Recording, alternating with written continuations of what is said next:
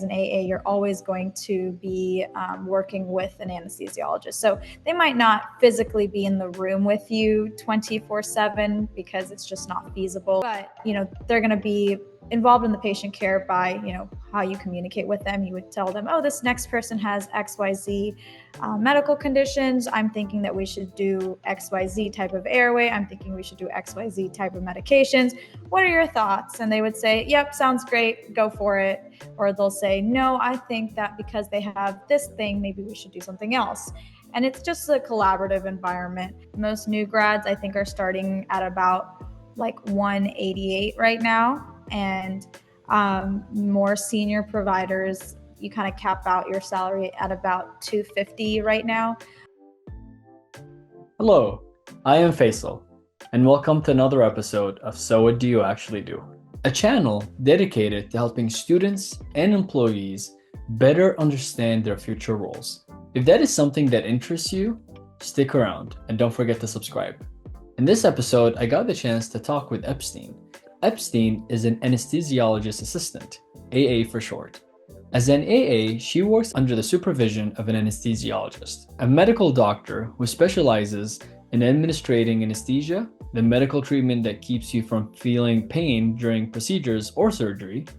In this episode, Epstein will take us through the journey of how she got into AA school, the salary expectation, and she also compares her role with that of a CRNA, an anesthesiologist doctor. And more importantly, she will dwell into her day-to-day as an AA. Let's get to it. What is an anesthesia assistant in comparison to an anesthesiologist, in your opinion? So if you were to be an anesthesiologist, you have a lot more range in what you can do. A lot of anesthesiologists, they can go into, working in like a pain clinic. That's typically not something that anesthesia providers such as AAs do, but something that an anesthesiologist could do. And then, they could also go into like full-time like research and stuff like that. That's something that AAs, again, don't do. But when it comes to the day-to-day in like a big hospital, it might look a little similar because both providers are going to be able to, do different airways, whether that's intubations or LMAs, which are big words that most people probably don't know, but different ways to help ventilate a patient. And then both providers are going to be able to put a person to sleep. Both providers are going to be able to give pain medications throughout that procedure. Both providers are going to be able to wake them up. And so in that sense, you are similar, but at the end of the day, as an AA, you're always going to be working with an anesthesiologist. So they might not physically be in the room with you 24/7 because it's just not feasible. And in most hospitals in America, we kind of work under what's called the anesthesia care team model. And so what that is that an anesthesiologist will have 4 rooms running, and those 4 rooms will kind of be under their license, but there was going to be different providers in them. So it'll be either like an AA or a CRNA or like a resident. And they're going to have a lot of different rooms going under their name. And so they might not always be able to physically be there, but, they're going to be involved in the patient care by, how you communicate with them. You would tell them, oh, this next person has XYZ medical conditions. I'm thinking that we should do XYZ type of airway. I'm thinking we should do XYZ type of medications. What are your thoughts? And they would say, yep, sounds great, go for it. Or they'll say, no, I think that because they have this thing, maybe we should do something else. And it's just a collaborative environment. And I think that if you want to be the sole, provider that gets to, you don't really have that communication, or you don't maybe necessarily want that communication, then I think, being an AA, you would not feel very fulfilled with your career because you're never going to be able to just essentially do what you want, Mm-hmm. And so for that level of autonomy, you do have to go to medical school. And I would say that's kind of the difference. Me personally, though, I don't necessarily look at that as like a bad thing in my career. I think it's a good thing. Because I think even for me, it's just helpful to kind of run your ideas by someone else. And a lot of times, what you're suggesting is probably the best intervention. And so it's kind of great to be like, hey, I'm thinking I should do X, Y, Z. Do you think this is a good idea? And they're like, yeah, that's great. Let's go for it. And it just makes me also feel, good knowing that, okay, we're doing right by the patient. It's not just what I'm thinking, but there's another mind who's, equally as passionate about this, thinking about it, and they also think this is the best way to go. So I like having that sense of collaboration and being able to take care of a patient. And so to me, that's fulfilling. That's great. I mean, you did describe it very well. There's, if you want a sense of autonomy and you're the sole responsible entity in a room versus you still have that level of autonomy or not necessarily autonomy, that level of collaboration with the physician that allows you to be empowered, that allows you to do decisions that are right by the patient, like you mentioned. You still can do this and you can still Right. make an impact in healthcare. Not to discount AA in any way, shape, or form. In matter of fact, it empowers. So we're just looking at the different routes you can take. Uh, Yeah. Yeah. what was your schooling and what kind of certificates did you need to become an AA? And what are the prerequisites needed to get into AA school? If you can describe that journey. Yeah. So to get into AA school, you kind of start off by going through a pretty similar like pre-med background. So you'll take prerequisites to get into the program, and so those range from taking biochemistry, physics, organic chemistry, calculus, statistics, pretty much the same courses that you would take when you're applying to go to medical school. And then a little bit of a difference between that route and then going to AA school is that with AA school, you can also take the MCAT or the GRE. So for medical school, you would have to take the MCAT. So with AA school, you can take either or, whatever you think you will do better on. And then once you have the required prerequisites and you have a 4-year bachelor's degree, it doesn't have to be in biology or chemistry or anything that's typically considered more sciencey. It can be in anything as long as you have the required prerequisites that I kind of mentioned before.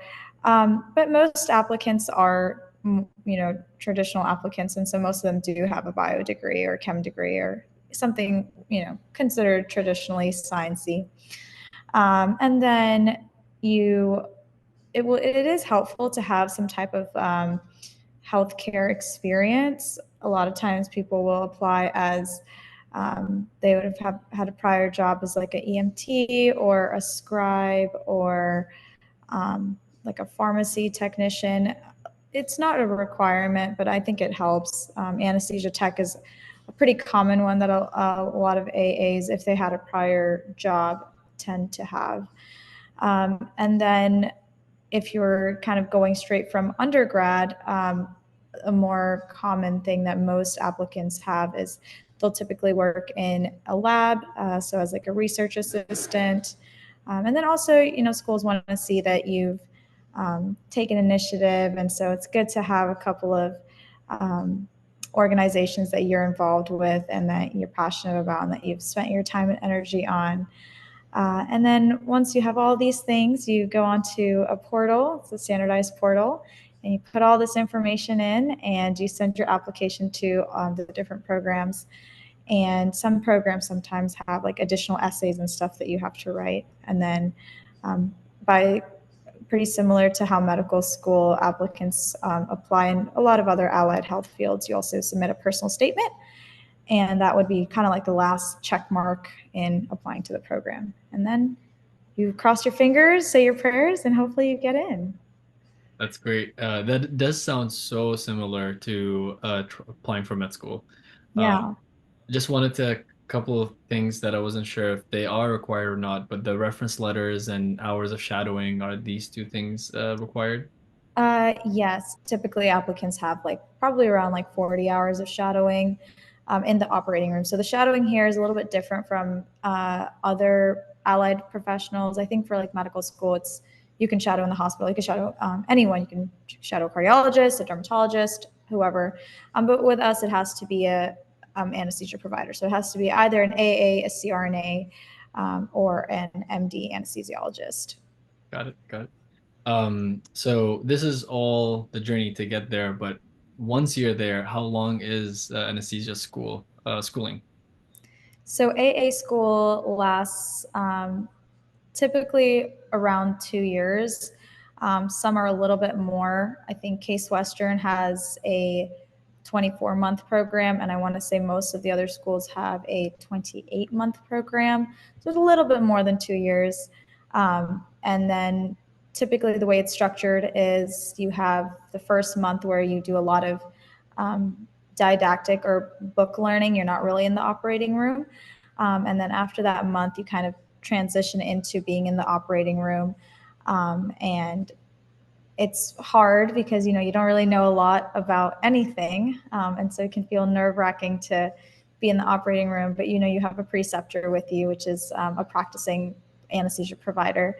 And they kind of will, show you the lay of the land, show you how they do things, and kind of guide you through the process. Maybe they'll start by asking small things like how much of a certain medication we would give someone. And as you progress in, your clinicals, you kind of will get more comfortable, and you'll gain more and more autonomy to where at the end of the last year, you should be pretty competent and comfortable running most cases, by yourself. You're not actually by yourself. There's going to be someone in the room with you, but they will definitely, try to sit on their hands and do the least amount of stuff possible so that when you are ready to graduate, you feel really good and you feel really comfortable in your skills and confident in your skills. And I think most people do, actually. I often thought that whenever you're, done with school, it's like, oh my gosh, am I going to be good enough, or am I going to be ready?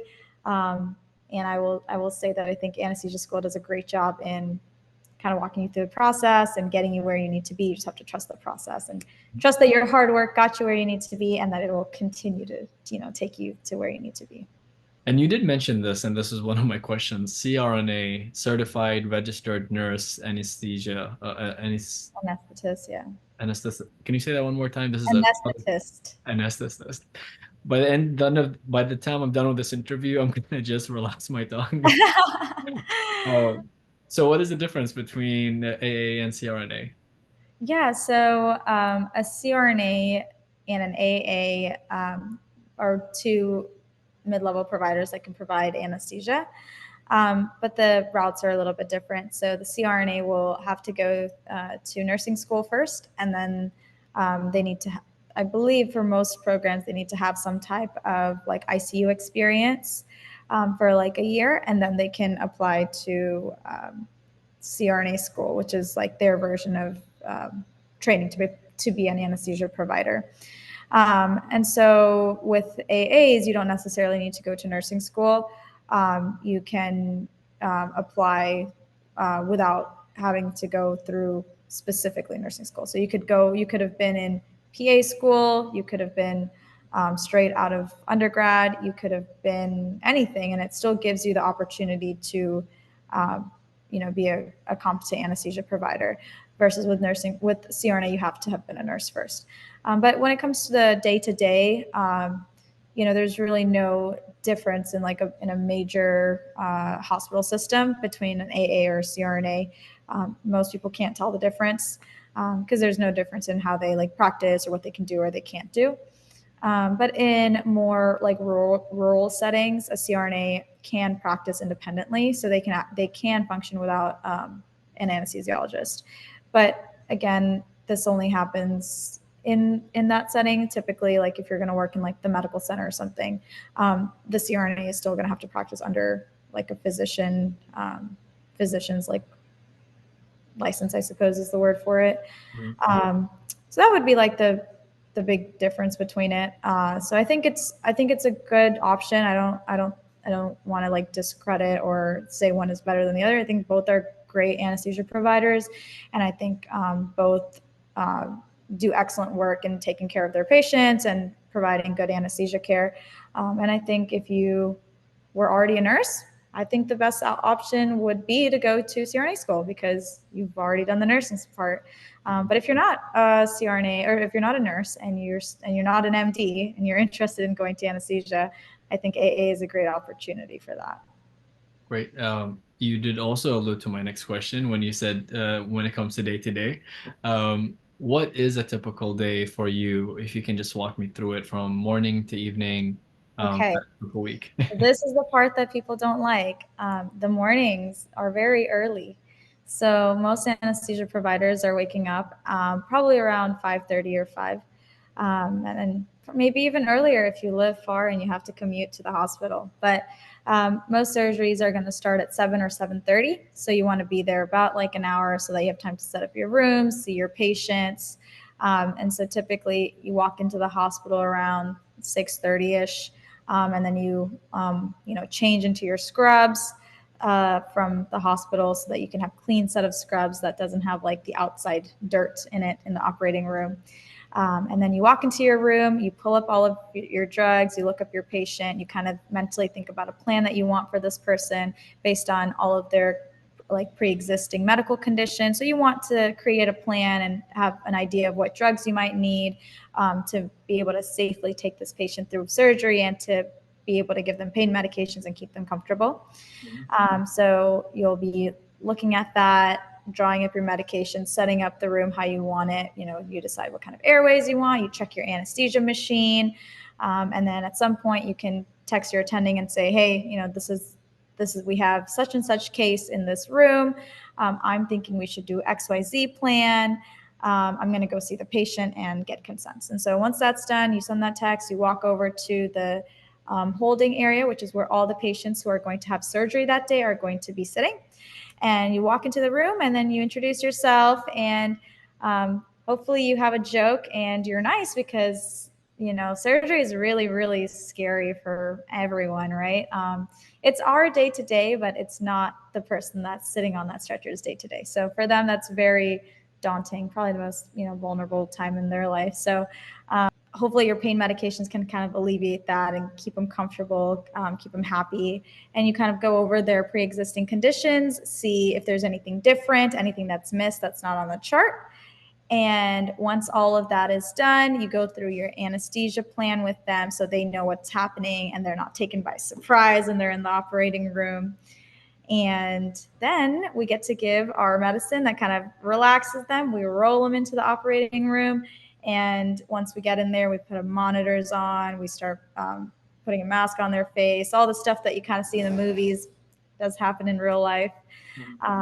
And once the case is done, this is the best part of being an AA or an anesthesia provider in general, is that once the case is done and all the cases in your room are done, you get to go home and there are absolutely no emails, there's absolutely no phone calls, there's no taking work home with you because your care of the patient ends once you drop them off to the recovery room. So once you take a patient, from the holding area, you take them into the operating room, and then once the surgery is done, you take them to the recovery area. That's the end of your association with that patient. So it really does give you a great sense of a work-life balance because you're not taking work home with you. Once the day is done, you're done. There's no, hey, did you take care of this patient? Like, now they're having pain. What should we do about it? There's different teams that's their role.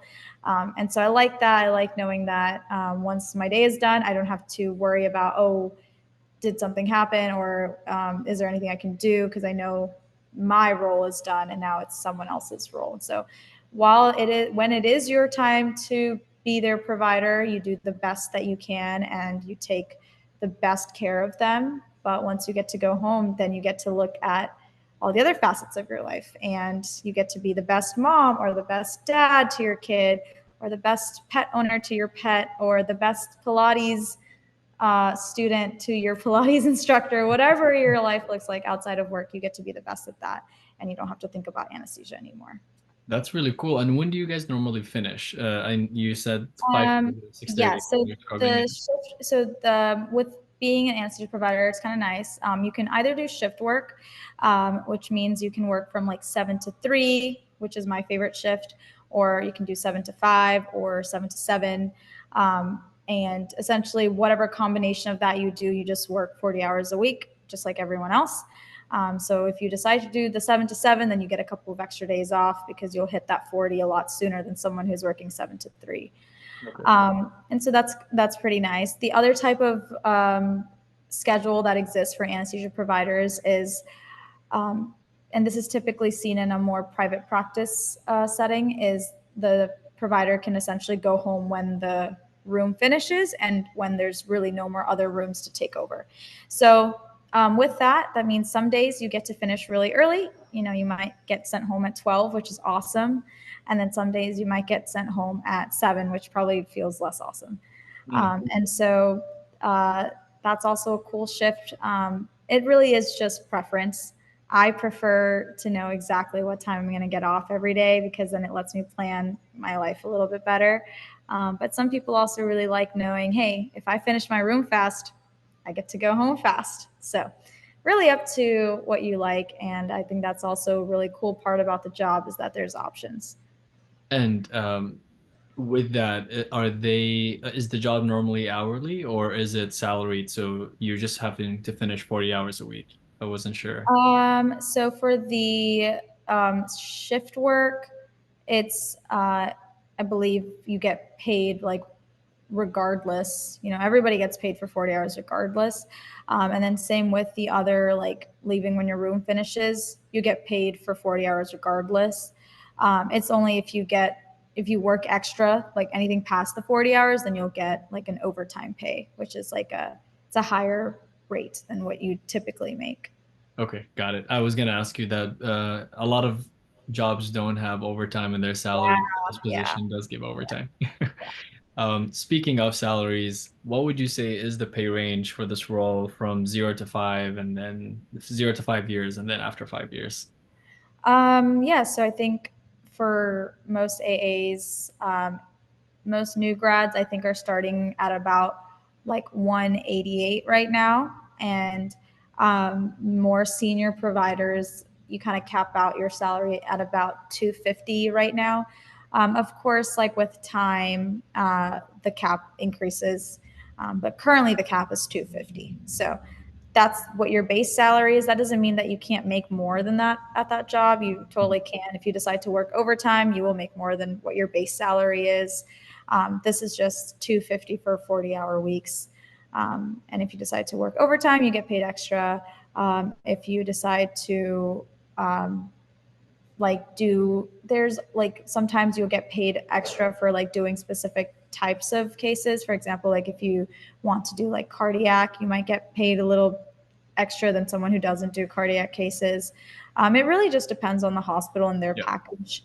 And that's like the best part about AA school, I think, is because you get to go to all these different hospitals and you get to see, you know, what they all have to offer. And they are all in competition with each other for you. So, you know, they're going to be like, okay, well, you know, so and so does this, but here, you know, we do this, and you're like, yep, I like that, and I want to work for you. So.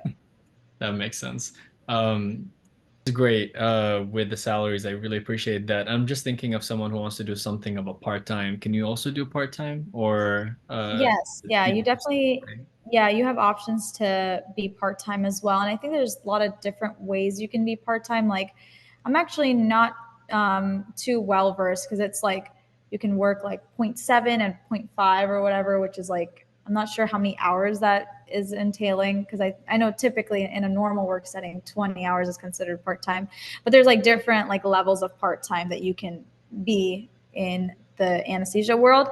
And so with that, you also, I guess maybe like the downside is like the amount of benefits that you will get if you work 40 hours like a traditional job, you get full benefits. Mhm. But if you work less than that 40 hours, then there's going to be some cut in your benefits. Yeah. And then also very similar, super or something that's really popular right now is like working as like a travel whatever in your field. So like a travel nurse, a travel radiology, like radiology tech, you know, travel, whatever. You can also be like a travel AA. And again, it's also a great way to make more than like that 250 cap, and Mhm. usually by working much less hours, not always much less work, but definitely much less hours. Um, and you have a lot more flexibility in, like saying, well, I don't feel like working this month. You don't have to work that month if you don't want to. I don't really get that luxury. I can't say I don't feel like coming to work in the month of October because it's my birthday month or something, but you could if you were a travel AA. And so the travel pay is also very competitive, very enticing. It's good. It's good money for sure. And there's a lot of different travel gigs. They sometimes range between like 1 month to 3 month to 6 month contracts. And so you kind of just make that schedule on your end. Makes sense. I've seen last but not least, what advice would you give someone who's interested to pursue AA? I would say that it is a great field, but it's like if you really want to work in California, maybe not the best option for you because I think it will take some time for AAs to be able to practice in California, for example.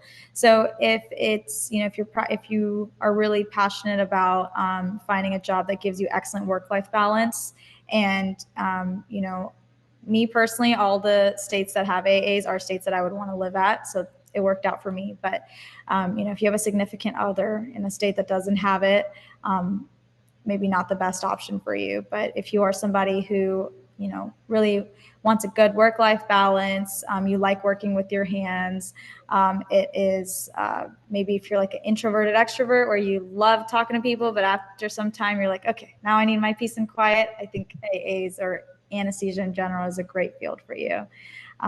Same thing with if you're coming right out of undergrad and you're kind of trying to decide what to do, what kind of career to do.